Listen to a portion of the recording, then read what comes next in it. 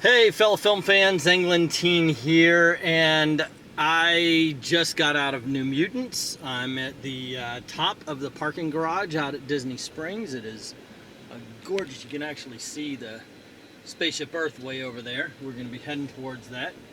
But it is a nice night. It just rained. It's looking good. See the balloon? They got that flying even over here. Now, I got out of watching a movie they call New Mutants. I'm still not convinced that New Mutants is in theaters right now, but they said it was, so I went and saw what they said was New Mutants. I am being facetious. I guess I have to say, okay, I was wrong.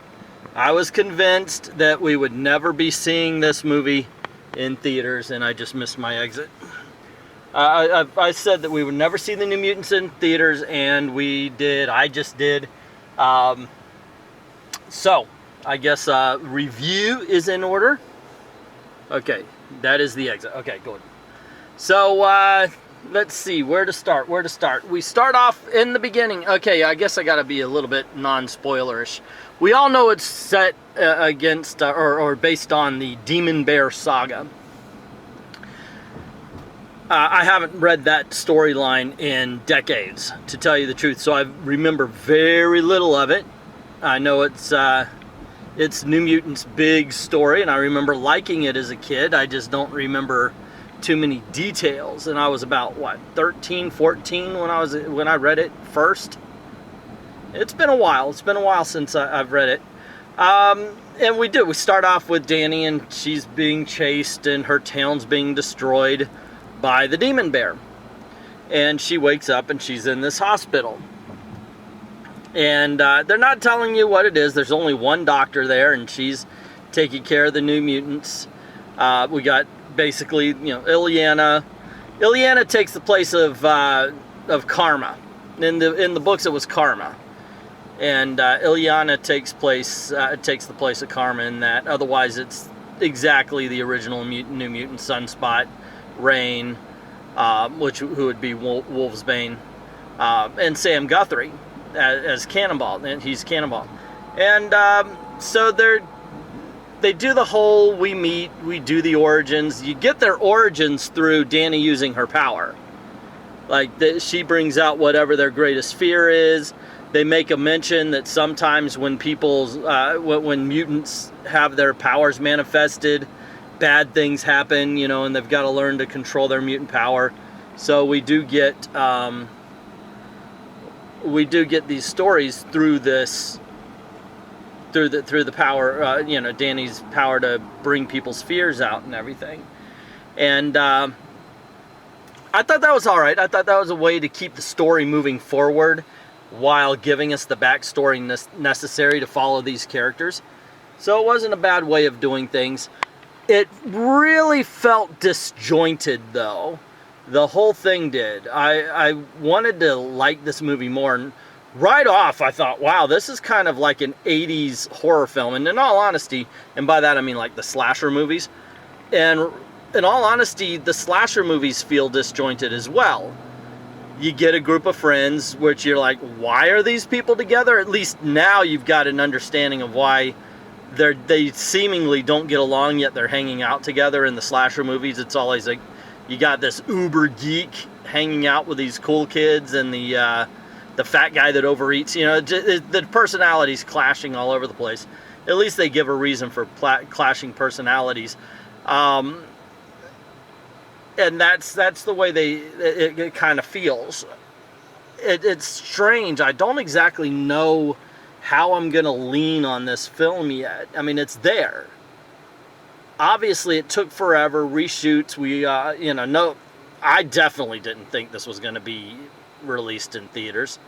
So that was a big surprise. But it really does feel like a movie that's been held back for a little bit and reworked on.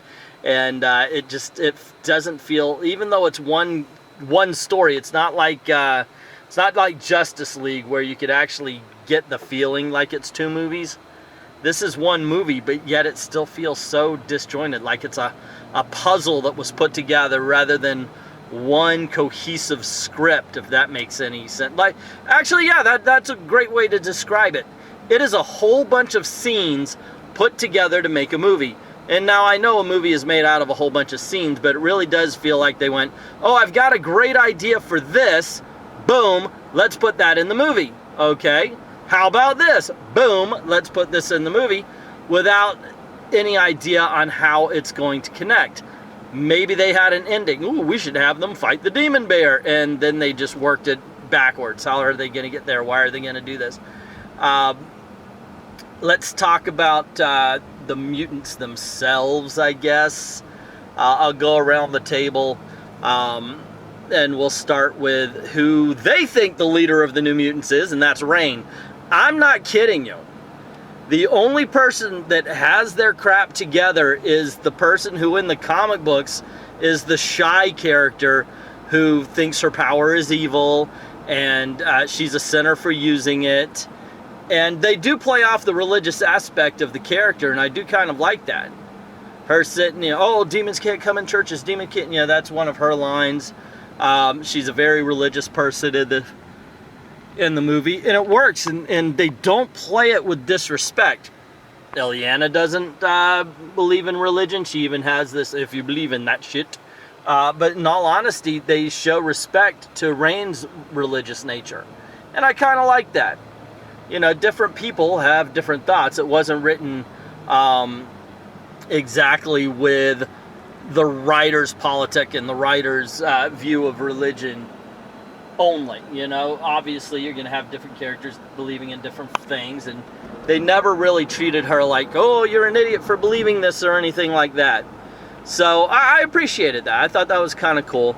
I liked the fact that they did have her full dog and they did have her half as well, which they did a couple of times, and she went Wolverine on a few things, which, yeah, it's kind of cool. It was kind of cool to see. And I got to admit, I geek out a little bit when I see characters come to the big screen, whether it's animation, whether it's live action. I'm one of those people like, woo, all right, we're seeing this character now, and how did they envision it? You know, because I know we just have, you know, the still pictures on the page, which sometimes seem more lifelike than the movie in certain cases. But yeah, it was kind of fun. It was kind of fun watching her do the half wolf thing. That was really neat. Let's see. Next up, I guess, would be Danny, which would be Daniel Moonstar, or what they used to. She used to have a name beyond Moonstar. I forgot it at this point. But okay, what to say? Yeah, she was fine. They didn't play up "I'm the noble Indian" thing that I was afraid they would do. But it is brought up a couple of times, obviously, because it does have to do with her origin. She's the Luke Skywalker of the thing. She's the Neo, you know, she's the blank slate that the rest of us can imprint ourselves on. Not a bad character, just not particularly a memorable one. So, yeah, I would have to say that. Now, here's something. I've said this for a while, and this reigns true here as well, or rings true, and that is modern day writers, definitely comic book writers, and I'm gonna expand that to movie writers. In this case, superhero movie writers definitely can't have two people being friends if they're girls. Girls are not allowed to be friends anymore. Hi, what's your name? Kim. Hi, what's your name? Susan. I like you. You like me? I like you. Let's bone. That seems to be the dialogue that modern day writers have. Oh, well, okay, in the comics they have a connection. Really? We should have them scissor. It's just, that's the way characters are seen now. I mean, look, I don't mind. It's, you know, there's lesbians in life. There's lesbians everywhere, but it's just, I don't know. It just seems that's the way it is. Well, they were friends, therefore. And I actually saw, by the way, an interaction on Twitter that alluded to that. Well, they've always had a connection, so we figured we should make them lovers. Okay. Women can't be friends in media these days. It's going to be for a while until everybody gets this thing out where they start not caring about what people are and start caring about who they are again. freaking racist and sexist and the misogynists and the misandrists. They got it. They just look at the demographic. I'm sorry, but it's just getting ridiculous. And the homophobes in this case, they can't just have people be people. I don't know. Maybe I'm a bit on a rant, but anyway, yeah, Rain and Danny are lovers in this one. Okay, let's see who else. Let's go to. I want to end with Illyana because I've got some things to say about Illyana. Sunspot. Didn't have a Portuguese accent. I thought that was kind of weird. You know, they even mentioned he's from Brazil. And he's straight up American. But he's, you know, his family's Brazilian. The richest family in Brazil, they say. I liked it. I liked him. I thought he was exact. Now, in the comics, he's full-on deserved bravado. Here, he's more false bravado. You know, like, he kind of puts up a front. But in the comics, he doesn't. And that's the biggest difference. But otherwise, he's done well. He's in it a bit. You know, of course, he does show up at the end. Sunspot shows up a couple of times. It's mostly Roberto da Costa. And, yeah, I thought he was fine. And his character is fun. I thought the one that really nailed it was Sam Guthrie. I believe that's Sam Guthrie. That guy was really good in it. And I thought he nailed the role. He had generic Southern accent, though, but that happens quite a bit.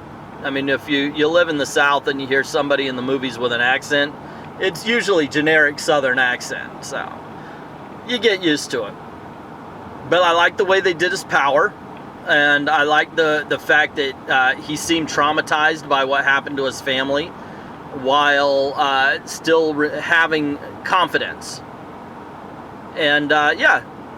I thought Sam Guthrie was done well.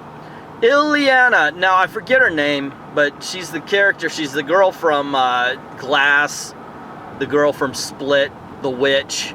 She's been in a couple of things, so we know she can act. And now we know she cannot do a Russian accent. Well, she can, when she remembers to. This thing, her Russian accent was almost teleported as much as the character Rain did. It's there, it's gone. It's there, it's gone. It was kind of like the Russian version of Kevin Costner's Robin Hood, where he would be like, even in the same sentence, a man is not judged by his actions, but it's by, you know, she was very much like that. She remembered to talk like a Russian until it was time to talk like a Californian. And, yeah, I tried to get past it. It's just that after I noticed it, I couldn't unnotice it. Oh, man. The effects were fine. Demon Bear looked good. Lockheed shows up at the end, as we saw in the preview. And they made him a little bit cuter than what I expected him to be. But it was still cool. Yeah, overall, how did I like it? That's a hard call, man. I mean, I enjoyed it. This is not a movie I'm going to say is unenjoyable or it's not entertaining or anything like that. It might be one of those, because it's not bad like Suicide Squad bad, and it's definitely not bad like Harley Quinn and the Birds of Prey and all that kind of crap. It's more there, you know. It's like, hey, they made a movie about the New Mutants, remember? No, they did? That's going to be a conversation someone's going to have with someone. I completely forgot they made that movie. I can see people saying that. I really can. I think that's a conversation someone's going to have with someone else coming up in the future. Because that really is it. I think while you're watching it, it's something that's going to easily entertain you. But once you're done with it, once you turn it off, this is, I think this is a movie that you're just it's going to go right out of your mind. It really is. Hey, anybody want to ride on that ride right there? Yeah, that looks weird, doesn't it? This is Old Town out in Kissimmee. Yeah. I've been a couple of times, but I've never been at night when the rides are all functioning and everything.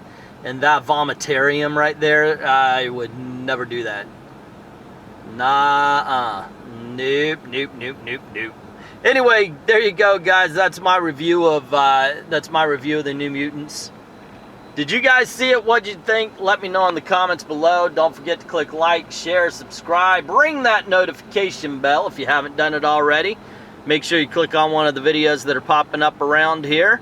And if you don't mind helping out the channel, the link to the PayPal and the Ko-Fi is in the description below. I'd like to thank everybody who's already done that, and to everyone, all of the true believers, the film fans, and where else is this going to go?